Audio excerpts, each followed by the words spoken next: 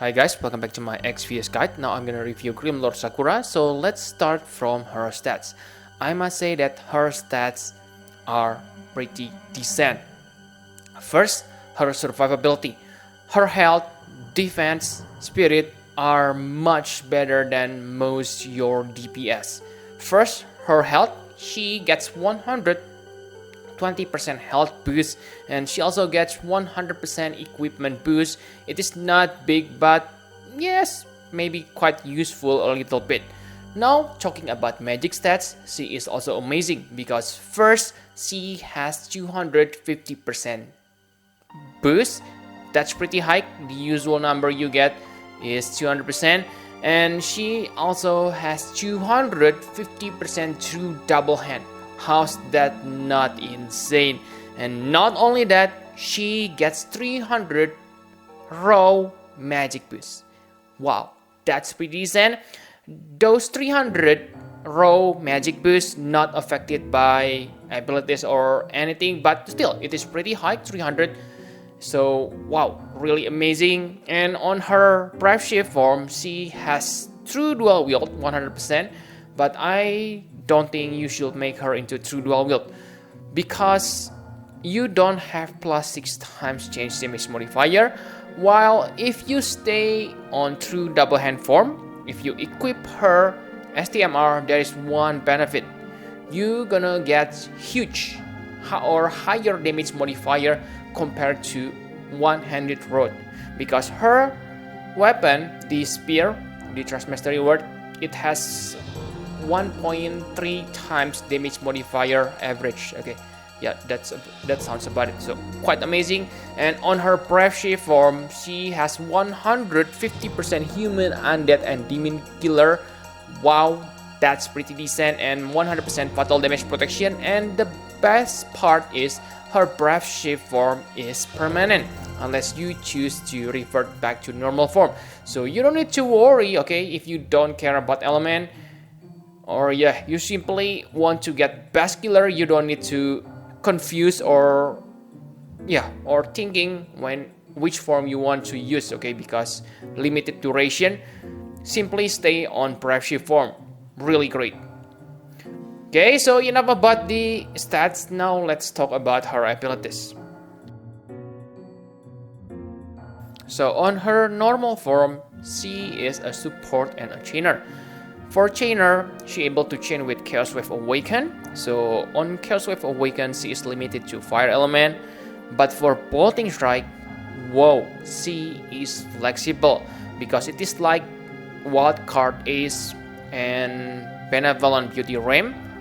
Her magic element based on your element, okay, elemental weapon or elemental imbue. So you can take advantage from this. I know that her weapon has fire and dark element, but if you really need to use other elements than those, you can do that. Simply equip Road. Okay, I know you will lose some passive, but yes, it is perfectly understandable on some situations. So really amazing bolting strike chaining move. For Chaos Wave, I don't think you will ever use this move, but if you want, she can chain with fire and dark Chaos Wave. And yes, she is only triple caster on this form. So for recent mage on Neo Vision level, she may be not a good partner in terms for Chaos Wave Awaken for them, because most of them are quad caster, and on this normal form, she is a triple caster. And she also able to imbue fire element to ally, and this is good. Let's say you want to imbue your Starlight Elena, because Starlight Elena doesn't have that fire element. You can do that and can make them into bolting strike chaining partner. So really nice. And one of her bolting strike move also able to give 1 AoE physical evasion. So this is really useful for today's state of the game. And yes, I can say that her limit burst is kinda useless. That's why I think you shouldn't use her limit burst. Instead, use your limit burst crystals for one of your ability. It uses 30 LB. It gives your party 50% damage mitigation, 3500 barrier, and AoE re-raise. It's only lasts for they only last for 2 turns, but still amazing. Okay, for emergency backup. And yes, for Grandis ability, she can restore health and P, gives 25 limit burst crystals to all allies, and 100% fire, lightning, light, and dark. So those are half of the elements on this game. So as a support, I can say she is also pretty decent. Okay, and you can see the damage table here. Like you can see that 70 times for bolting strike. For Chaos Wave Awakened, it's only 90 times. And because she is a triple caster, that means her maximum damage output is 270 times per turn. But remember, she has higher damage modifier compared to your usual mage, because she equipped two-handed weapon. But yeah, it's only applied to bolting strike. For Chaos Wave Awakened, you won't get benefit from two-handed spear, because it is pure magic damage. So yeah, talking about Chaos Wave Awakened Chainer, I can say that Ibara is still better. So enough about the normal form, now let's talk about Brave Shift. So on her Brave Shift form, she is more suited to become Chainer. She is still able to use some of her support abilities, but yes, I think this form is the most damaging form that she has. She only able to chain with Bolting Strike and Chaos Wave Awaken, but on Brave Shift form, her Chaos Wave Awaken is limited to Dark. Again, it is same for Ibara. So yes, really good partner for Ibara.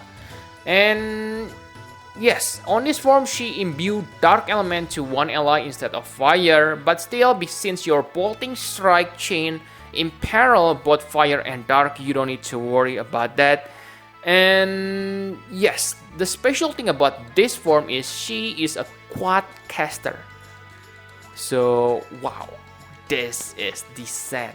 Okay, so I think if you aim for her to become Bolting Strike Chainer, you can use her on her normal form. Yes, you can also use Bolting Strike on Brave Shift, but the point here is, I think the real form for Chaos Wave Awaken is this form, because this is being Quadcaster. So she can chain with Ibara, Dark Element. Okay, and for Grandis ability, it gives her 150% Demon, Human, and Undead Killer. Wow, that's insane, because she already has 150% Demon and Human Killer from her passive. So she will deal high damage against those enemies. And if you combine this Chaos Wave Awaken with your Chaos Wave Awaken Grim's Kite Rip, then she can deal amazing damage, about 300 times per turn using her Grandis. And remember, you get benefit, you don't get benefit from weapon damage modifier for Chaos Wave Awaken. Okay, so yes, I can say she is not more powerful than Ibara, but pretty interesting character because of her flexibility in Bolting Strike. And for Limit Burst, I can say that it's also not that good. Sure, it is decent unlike the normal form, but still, it is basically only, you use this only for 130% Dark Imperil, and yes, only 10% better than your usual Imperil, so I don't think this is that great. Okay, remember that this deal 120 times damage, so unless you have insane limit burst damage boost equipment and abilities, this LB won't deal that much damage. Your normal abilities are much better. Okay, so that's enough for the Brave Shift form. Now let's talk about equipment, partner, and trial. For equipment, I must say that it depends on what kind of chaining families you want to use on her. If you want to use her as a Chaos Wave Awakened Chainer, then it may be better to equip high magic road like Dark Gunbatane, because I have seen that some of my friends reach 5,000 magic stats using this Dark Gunbatane.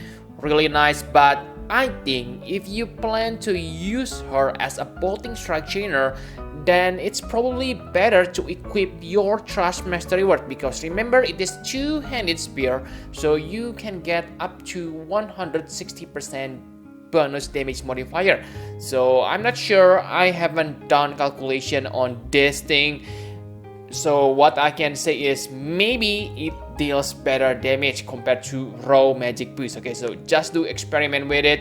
If Dark Gunbatane is still better, then use Dark Gunbatane. And yes, one thing you need to remember is if you use her as a bolting strike chainer, remember that to use physical killer instead of magic killer, because after all it counts as physical attack. Okay, it is magic attack or based on physical attack, whatever. Okay, you understand what I mean. Okay, and next, for partner, I can say that she is good partner for Ibara, because yes, I can say both of these characters are the strongest Dark Elemental Chaos Wave Awakened chainer at this moment. So very nice.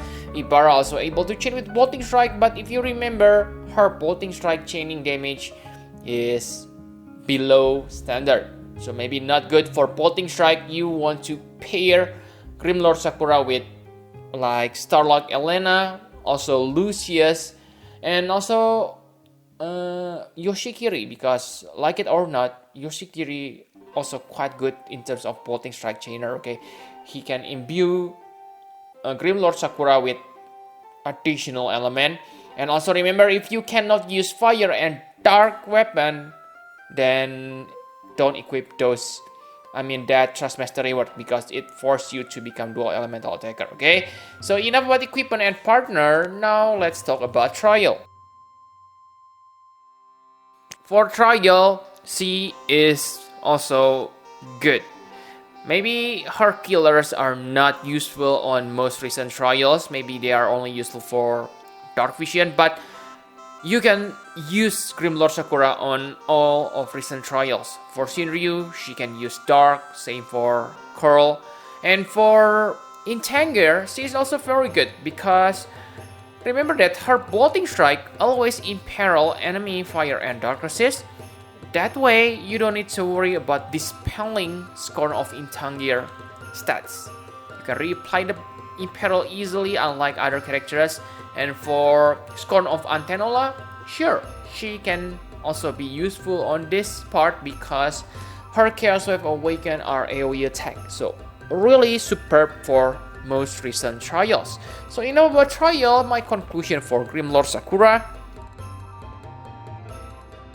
I can say that she is really great mage at this point. Okay, I can even say that maybe she is better than Ibara, not in terms of damage, but in terms of flexibility. She able to chat with Chaos Wave Awaken, bolting strike, and for bolting strike she is flexible. That means if in the future there are another bolting strike chainer, maybe on the Christmas we get exclusive unit for bolting strike, then she can still work with that characters.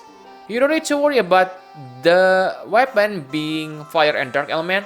Like I have said that you can equip Dark Gunbatane and let other imbue your Grimlord Sakura. And remember, on Brave She form, she is a true dual build character.